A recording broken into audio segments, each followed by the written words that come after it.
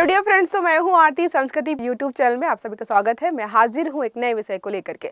आज का टॉपिक हमारा बहुत महत्वपूर्ण है। न्यूज़ हमारी है उत्तर प्रदेश से। तो बलिया में जो हमारा ONGC है वो एक कुएं की खुदाई करने वाला है और वहां पर जो है तेल निकलेगा या कच्चा तेल है वहां से निष्कासित किया जाएगा। तो इससे जो है उत्तर प्रदेश राज्य को बहुत फायदा होगा, बलिया को भी फायदा होने वाला है। तो यहाँ पर हम सारे पहलुओं को समझने का प्रयास करेंगे कि आखिरकार जो है कहीं पर भी कच्चे तेल के अगर स्रोत पाए जाते हैं तो स्रोत खोजने की प्रक्रिया क्या होती है और किस किस माध्यम से जो है तेल को बाहर निकाला जाता है। और ये भी पढ़ने का प्रयास करेंगे कि अगर किसी राज्य में किसी डिस्ट्रिक्ट में जो है ऐसी कोई चीज़ मिलती है या कोई परियोजना ऐसी चलती है तो उस राज्य को क्या क्या फ़ायदे होते हैं। देखिए हमारी न्यूज़ है, क्या बलिया में मिल गया है पेट्रोल का भंडार। तो पेट्रोल का भंडार या कच्चा तेल आप कह सकते हो, क्योंकि कच्चे तेल के माध्यम से ही पेट्रोल वगैरह सारे जो है अलग से निष्कासित किए जाते हैं प्रक्रिया के माध्यम से। ONGC जो है यहाँ पर कुआं खोदेंगे। तो आपको पता होगा कि कुएं के माध्यम से ही जो है तेल वगैरह हो गए, जो भी चीज़ें होती हैं 1 बाय 1 जो है निकाली जाती हैं। फिर जो है हमारी जो भी कंपनीज होती हैं उनको अलग अलग प्रोसेस के माध्यम से अलग करती हैं। ठीक है, अब हम बात करिएगा चर्चा के मुख्य बिंदुओं की कि क्या है। तो ONGC यूपी के बलिया जिले में गंगा नदी के पास हाइड्रोकार्बन ड्रिलिंग, तो जो भी बलिया से है उनके लिए गुड न्यूज़ होने वाली है, क्योंकि अभी 2 हफ्ते ऐसा बोला जा रहा है कि लगभग 2 हफ्ते बाद फरवरी से ड्रिलिंग वगैरह होना शुरू हो जाएगी। तो हाइड्रोकार्बन ड्रिलिंग क्या होती है ये भी हम समझेंगे। इसी के माध्यम से जो है तेल को बाहर निकाला जाएगा। दूसरे सप्ताह से शुरू करेगा। अगर यह प्रयास सफल होता है तो इससे राज्य के ईंधन संसाधनों और राजस्व में वृद्धि होगी। ड्रिलिंग के लिए 85 करोड़ रुपए की लागत। देखो अब वहाँ पे ड्रिलिंग अगर होगी तो अगर तेल निकलेगा या जो है पेट्रोलियम निकलेगा तो जाहिर सी बात है राज्य को जो है अन्य राज्यों से या बाहर से इंपोर्ट नहीं करना पड़ेगा।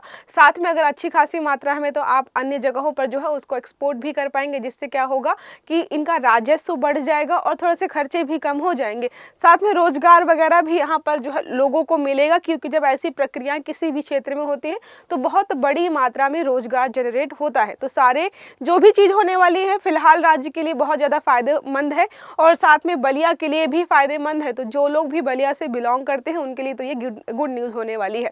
अब बात करें अगर हाइड्रोकार्बन ड्रिलिंग की, कि हाइड्रोकार्बन ड्रिलिंग क्या है, जिसके माध्यम से जो है पेट्रोलियम उत्पाद जो है यहाँ से निकाले जाने वाले। देखिए क्या लिखा है, उत्तर प्रदेश में ये पहली बार होने वाला है जहाँ पर जो है ये चीज़ें होंगी। हाइड्रोकार्बन ड्रिलिंग की जाएगी कहाँ पर, देखो गंगा नदी के पास है। ये आपको जो है नदी का जो है एरिया है जो नियर बाई वो भी याद रखना है। अगर यह प्रयास सफल रहा तो यह राज्य को नया या नए ऊर्जा संसाधन प्रदान करेगा। साथ में जो इसके परिणाम स्वरूप स्थानीय और राज्य स्तर पर आर्थिक विकास भी होगा। अब जाहिर सी बात है जहां पर यह प्रक्रिया पूरी हो रही होगी तो स्थानीय विकास हो जाएगा, वहां के लोगों को रोजगार मिलेगा। जो है बेसिक स्ट्रक्चर जो फंडामेंटल जो चीजें होती है, रोड वगैरह, बिजली वगैरह, पानी वगैरह, ये सारी चीजों का लगातार विकास कराया जाएगा। तो बहुत सारे बेनिफिट्स होंगे एरिया वाइज भी, और जो है अगर राज्य के स्तर पर देखें तो राज्य को भी बहुत फायदे होने वाले हैं।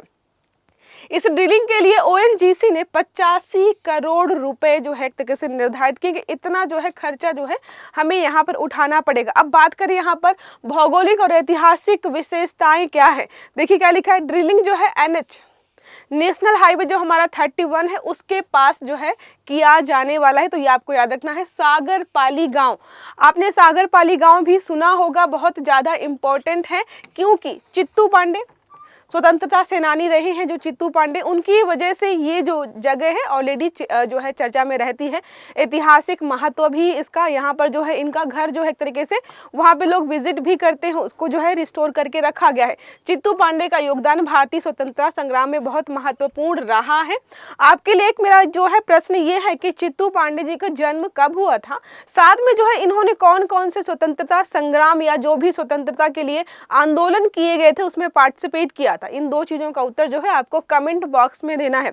मैं प्रश्न इसलिए पूछती हूँ ताकि आपको थोड़ा सा सतर्क रहे कि हाँ मैम ने पूछा है, चलो गूगल कर लेते हैं। कुछ नई इन्फॉर्मेशन जो है आपको करंट अफेयर्स के माध्यम से भी मिल सकती है। तो ये बलिया का मैप है। आई होप जो है जो लोग भी बलिया से होंगे उनको ये एरिया पता होगा। आसपास का सारा एरिया मैंने दिखा दिया है ताकि आइडिया रहे अगर बाई चांस यूपी में आपको पता है उत्तर प्रदेश पीसीएस का जो है कैलेंडर जारी हो गया है। प्रीलिम्स का आपका पेपर 25 का जो है अक्टूबर में होने वाला है। तो आई होप जो है प्रिपरेशन आप स्टार्ट कर देंगे अच्छे से। अब यहाँ पर बात करें पर्यावरणीय मंजूरी और सरकारी समर्थन। अब कहीं पर भी ऐसे तो कुआं खोद नहीं देंगे आपको पर्यावरणीय मंजूरी चाहिए कि भाई यहाँ पर अगर हम जो है ड्रिलिंग करेंगे तो क्या कोई पर्यावरणीय नुकसान तो नहीं होगा, भूकंप तो नहीं आ जाएगा।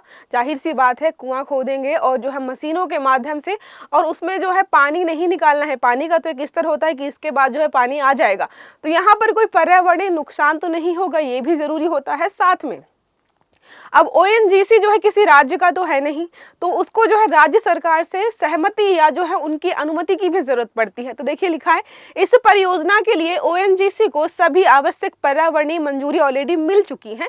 पेट्रोलियम और प्राकृतिक गैस मंत्रालय ने गंगा पंजाब बेसिन में राष्ट्रीय भूकंपीय कार्यक्रम, जिसको हम शॉर्ट में एनएसपी बोलते हैं, तहत सर्वेक्षण किया है, जिसके बाद hydrocarbon exploration and licensing policy, जिसको हम शॉर्ट में हेल्प बोलते हैं, के तहत इस क्षेत्र को आवंटित किया गया है।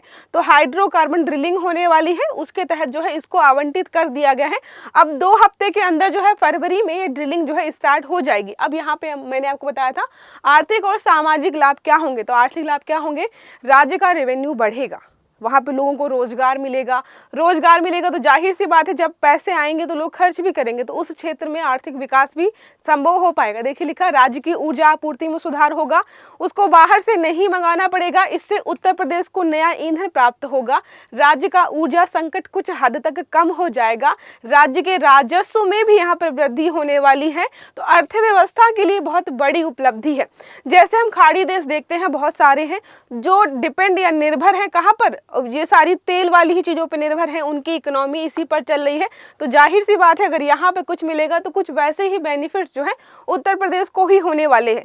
अगर आप डेवलपमेंट के लिए देखेंगे तो आप हमेशा सोचते हो कि बिहार हो गया, झारखंड हो गया, यूपी हो गया, छत्तीसगढ़ हो गया, मध्य प्रदेश हो गया, इनका विकास जो है ज़्यादा क्यों नहीं हो पाया। लैंड लॉक्ड है, मतलब जो है इनका जो है तटों से थोड़ा संपर्क कम है। तो जिनका तटों से संपर्क ज़्यादा होता है वहाँ पर ट्रेड वगैरह थोड़ा आसानी से हो पाता है, विकास भी उसी तरीके से हो पाता है। और यहाँ पे कोई बहुत नेचुरल रिसोर्सेज भी वैसे नहीं है जिसकी वजह से हम विकास कर पाए। तो ये अपने आप में जो है उत्तर प्रदेश के लिए बहुत बेहतर विकल्प या बेहतर एक तरीके से कह सकते हैं कि मौका मिला है। इस परियोजना से स्थानीय लोगों को रोजगार मिलेगा, क्योंकि जो ड्रिलिंग वगैरह होने वाली है इस वाले एरिया में बहुत सारे मैनुअल वर्कर्स की जरूरत पड़ती है। तो यहाँ पे बहुत बड़ी भारी मात्रा में लोगों को जो है अपॉइंट किया जाएगा काम करने के लिए, तो उनको रोजगार मिलेगा। गांव और शहरों के बीच जो आर्थिक असमानता है वो थोड़ा कम करने में हम सहायक हो पाएंगे। गाँव में देखो, गाँव और शहरों में आर्थिक असमानता का एक ही कारण होता है कि गाँव में रोजगार नहीं होता है, और शहरों में जो है लोग जाते हैं क्योंकि उनको पता है कि शहर में कोई ना कोई काम हमें मिल जाएगा। तो गाँव में ही लोगों को जहाँ पर काम उपलब्ध हो जाएगा आप इसके माध्यम से।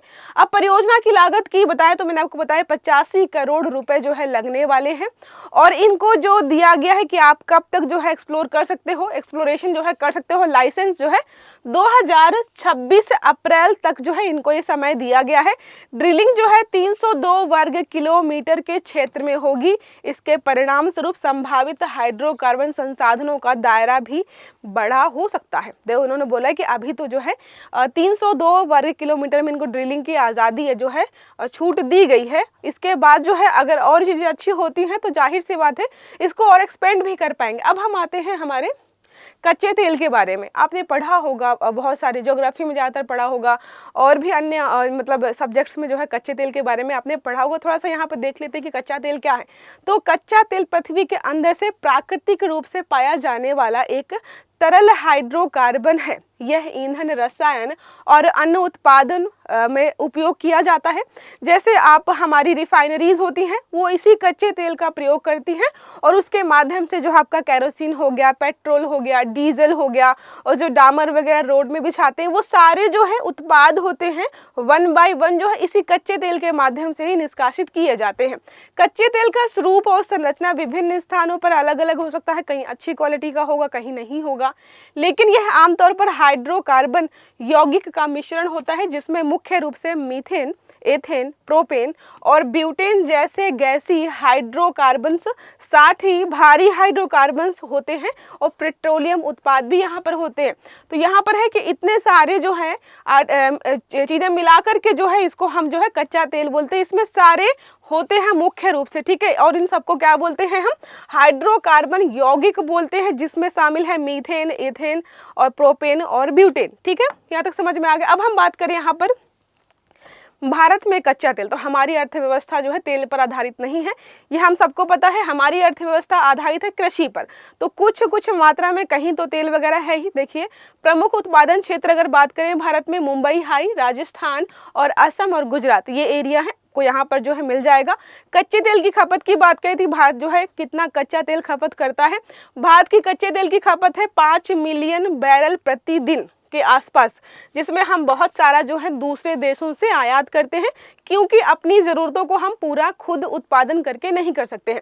कच्चे तेल का आयात देखो, हम बात करें कहाँ से है, तो भारत दुनिया का तीसरा सबसे बड़ा कच्चे तेल का आयातक है, क्योंकि हम उत्पादन नहीं कर पाते हैं और हमारी इतनी बड़ी जनसंख्या है, इतने सारे कामों के लिए हमें कच्चा तेल चाहिए, तो हम जो है बहुत सारे देशों से आयात करते हैं। अब बात करें कहाँ से, तो पहले नंबर पर है सऊदी अरब, इराक, यूएई, कुवैत, रूस शामिल है। तो यहाँ से क्या है, हम तेल को आयात करते हैं। रिफाइनिंग क्षमता की बात करें, हमारे यहाँ पर रिफाइनरीज बहुत सारी हैं, जो कच्चा तेल वहाँ से हम आयात करते हैं, उसको रिफाइंस करते हैं। डीजल, पेट्रोल, जैसा आपको बताया मैंने, सब कुछ जो है एक क्रम के माध्यम से निकलता है और उसका जो उपयोग हम अलग अलग क्षेत्रों में करते हैं। तो देखिए, भारत के पास बड़ी रिफाइनरी क्षमता है। प्रमुख रिफाइनरी कंपनियां हैं रिलायंस इंडस्ट्री, आईओसी, HPCL और BPCL, ये सारी कंपनियां हैं जो कि तेल को जो है रिफाइन करने का काम करती हैं। अब बात करें ONGC के बारे में, तो 1956 में जो है भारत सरकार की तरफ से इसको जो है स्थापित किया गया था, जो कि तेल और गैस की सबसे बड़ी उत्पादन कंपनियां होती हैं, वही सब देखता है ये। मुख्यालय की बात करें तो मुख्यालय है दिल्ली में, और यह सार्वजनिक क्षेत्र का उपक्रम है, मतलब जो है PSU है, सरकारी संगठन है, सरकारी संस्थान है, किसी भी प्राइवेट कंपनी या प्राइवेट संस्था का ये नहीं बना है। अगर बात करें प्रमुख कार्य क्षेत्र क्या है, तो तेल गैस से संबंधित चीज़ों पर ही ये शोध करना, निष्कासन करना, आयात निर्यात जो भी चीज़ें हैं सब ये करता है। देखिए, लिखा है ONGC तेल और प्राकृतिक गैस की खोज करता है, उत्पादन करता है, वितरण में कार्यरत है कि कहाँ पर कितना भेजना है, समुद्र तल और अंडरग्राउंड क्षेत्रों में ऑपरेशंस करता है कि शायद कहीं से जो है हमें नए स्रोत मिल जाए। विशेषज्ञता क्या है, तो कंपनी तेल और गैस के अपतटीय और स्थल आधारित क्षेत्रों में प्रमुख योगदान देती है। तो ये सारे कार्य क्षेत्र हैं इसके कि क्या क्या और कैसे यह काम करता है। ठीक है, वैश्विक उपस्थिति की बात करें तो ONGC वियतनाम में है, रूस, ईरान, अन्य कई देशों में भी काम करता है। यह वैश्विक स्तर पर तेल गैस के उत्पादों का व्यापार करती है, तो ये सब जगह व्यापार भी करती है। समाज में योगदान तो अगर बात करें तो बहुत सारी है, पर्यावरणीय चीज़ों का ध्यान रखती है, समाज में आर्थिक विकास हो इसका भी यहाँ पर ध्यान रखा जाता है, शिक्षा हो गया, स्वास्थ्य हो गया, इन सबको यहाँ पर ध्यान में रखकर काम करता है। यह कंपनी की सामाजिक जिम्मेदारी नीति के तहत जो है कार्य करती है। तो क्या है, आर्थिक के साथ साथ जो है ये सामाजिक जिम्मेदारी को भी ध्यान में रखकर काम करती है। आई होप ये आर्टिकल यहाँ तक समझ में आ गया होगा कि बलिया उत्तर प्रदेश में जो है हाइड्रोकार्बन ड्रिलिंग के माध्यम से कच्चे तेल के उत्पादन होने की संभावना है। अगर वहाँ पे तेल मिलता है तो पेट्रोलियम मिलता है, तो उस राज्य को या उस जिले को क्या क्या बेनिफिट्स होने वाले हैं वो सारा बता दिया है मैंने। तो एक प्रश्न हमारा इसी से संबंधित है, बलिया में हाइड्रोकार्बन ड्रिलिंग परियोजना का ऐतिहासिक महत्व किस स्वतंत्रता सेनानी से जुड़ा हुआ है? विकल्प 1 है चित्तू पांडे, भगत सिंह, महात्मा गांधी, सुभाष चंद्र बोस। थोड़ी देर पहले ही मैंने नाम लिया था, अगर नाम याद है तो प्लीज़ कमेंट बॉक्स में बताइएगा। आई होप ये आर्टिकल आपको अच्छा लगा होगा, समझ में आया होगा। तो क्लास अच्छी लगी हो तो लाइक करिएगा, चैनल को सब्सक्राइब करिएगा, बेल आइकन दबाना मत भूलिएगा, ताकि सारे आर्टिकल्स हमारे आपको समय पर मिलते रहें। अच्छे से पढ़िएगा। Have a good day. Thank you.